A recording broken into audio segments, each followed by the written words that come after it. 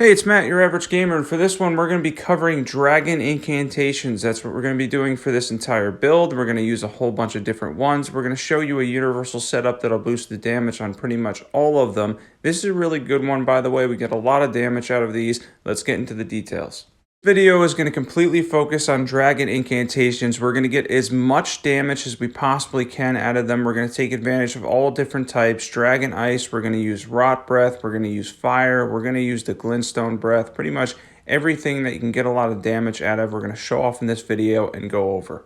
It's going to be a really fun one, by the way, overall, because these are fun to use. Dragon incantations in general, turning into a dragon, having the dragon head is a lot of fun to begin with. Granted, they do have a little bit of a long casting time. Initially, I thought about throwing summons in. I ended up opting not to use the summons and instead go for soloing stuff. This is on New Game Plus 7, by the way. We took on some field bosses. I think we took on a main boss in Morgoth. There's a couple different bosses in here, and mobs, and everything you need to know in this video. That is one dragon down. Thankfully, as I mentioned, I believe I mentioned this, he is weak to fire, and he went down fairly quickly to Aghil's Flame. And first things first, where do you get the Dragon Communion Seal? Well, it is in the first area that you spawn when you start the game, the very first dungeon. I'm going to show it on the map. There's a knight. As you go down 2 sets of the chariot stairs, essentially, 2 of the sets of the way down, then you'll have the option to either go down or go back up. If you go back up, you will find this knight. And there it is on the map right there where you start and go to the dungeon. I think you need 2 stone sword keys for this. And then you'll be able to get the Dragon Communion Seal, which will boost the damage of these. Where do you get all the Dragon Incantation stuff? The best stuff? Well, it's at the Dragon Communion Church in Caelid. I end up grabbing all of these. You need Dragon Hearts to get them. Not too bad to get, given the fact that most of the dragons in the game aren't too tough to fight. And then once you're able to grab all these, you'll be really powerful, really well set up with the Dragon Communion Seal. And there it is on the map where you get the best ones in Caelid at the Dragon Communion Church there. Let's get into Rot Breath. This, interestingly enough, is actually the first clip that I did for this video, and to be honest, I got beat up a lot by the first tree sentinel attempting to wait him out and use rot. I couldn't really make up my mind on what I was doing here. I ended up getting them on the second try. The second tree sentinel ended up being nearly flawless, but unfortunately for me, the first one did manage to kick me around a little bit for the most part, and we were able to get a lot of damage on him. We were able to rot him, tried to mix in some other things there, but the long casting times kind of worked against me a little bit. One thing you're going to have to know when you use these is whether or not to hold down the button, essentially, to get more out of it and shoot through more FP. You're going to obviously get more damage out of it that way, or to individually cast it each time. I was still kind of learning which one to do and which situations to do each one for,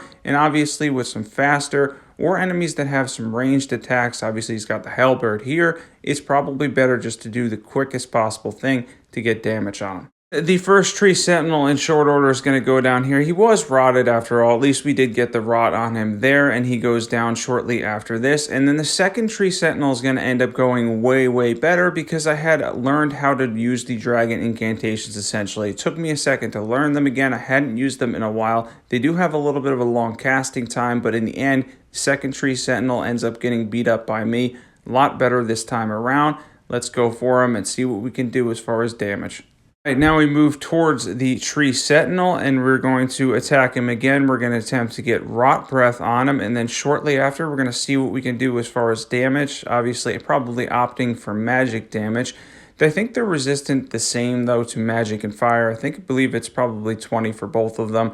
Even so, I like glintstone breath for a lot of different things. After we get rot on him, of course, which we're able to get on here, and his health starts ticking down. Rot breath is very convenient. It's something you should definitely add to your arsenal if you're using dragon incantations. Something you're definitely going to want to have and you're definitely going to want to use because you can start to get those ticks down in HP, and then after that you can choose what to use from then on. For me, again, I like glintstone breath for a lot of it, and then if you're using something where enemies are going to take more damage from fire, Aghil's Flame does substantial damage. You saw that at the beginning of the video. We're going to go over that as well. But for me, glintstone breath is fine here. We're able to get enough damage, chew through his HP as his health goes down anyway, since rot breath is very useful. Even though they did nerf the ticks a little bit for a little less damage, it still does great damage in general, and we're able to dodge him much more effectively, as you can see there. Got used to the casting time and ended up crushing the tree sentinel there.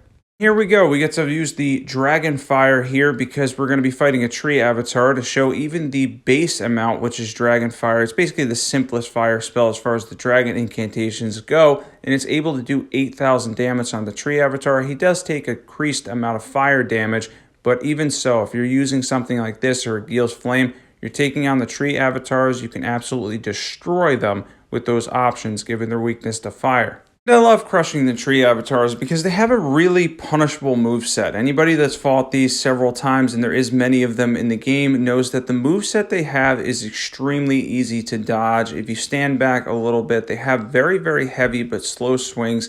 Take advantage of that and absolutely crush him. Let's get on to Morgott. Now for Morgott here, I'm going to opt to use Dragon Ice first to see what we can get if we're able to proc Frost, and we were, because that's going to give us an additional 20% damage. And after that, let's take him down one more time and see if we can crush him using Glintstone Breath. You can use the fire spells here too, by the way. He has 20 magic resistance, I believe. He has 0 fire resistance though, so either one's good. Fire is actually technically better. However, I like Glintstone Breath. I just like using it in general. It's really powerful. Anyways, going forward, we're going to be taking him down in short order. He's not even able to do much here on New Game Plus 7. Not the tankiest boss in the game, but even so, he went down fairly fast to Dragon Incantation spells.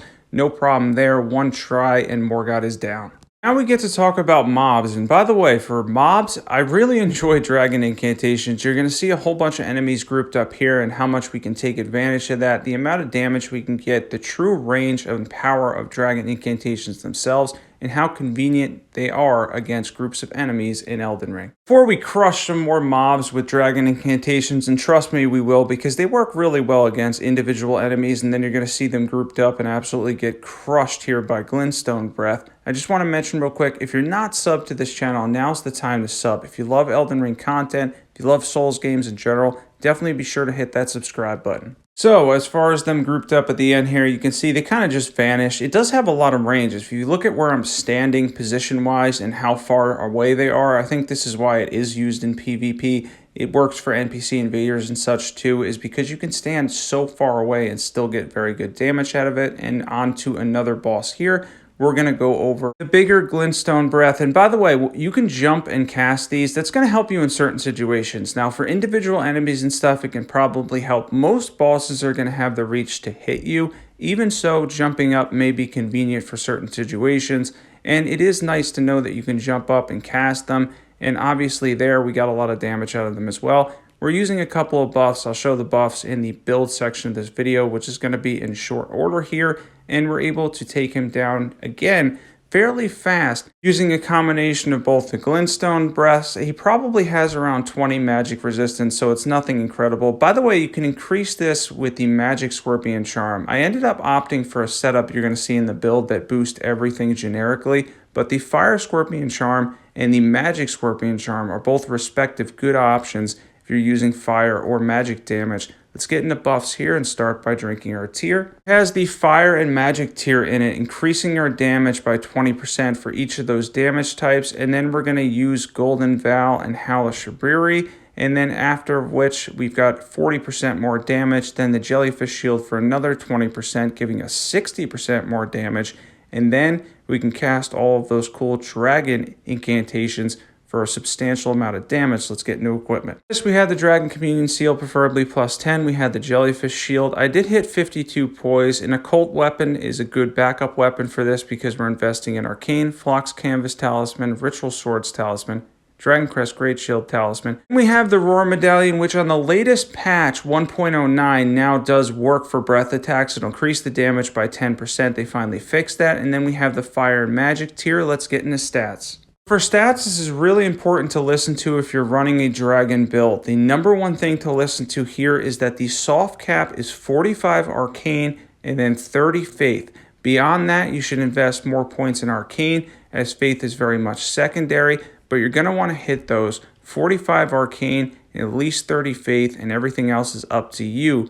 Hopefully you guys enjoyed this one. This was a powerful dragon incantation build. So I was referring to the Dragon Communion Seal. If you're really high level and you're using another seal, do not worry about those. But if you're using the Dragon Communion Seal, and you probably will be, those are the soft caps for us, 45 and 30. Winners of this week's Discord, by the way, for the shout out are Nano Wes and George Downshifting. Congrats, guys. Awesome clips. And the challenge for this week is to beat any boss with a bow. If you're not on the Discord, definitely be sure to join that. If you're not subbed and you love overpowered PvE builds, be sure to check out all the awesome builds that are on my channel. Thanks for watching. As always, I will catch you guys there.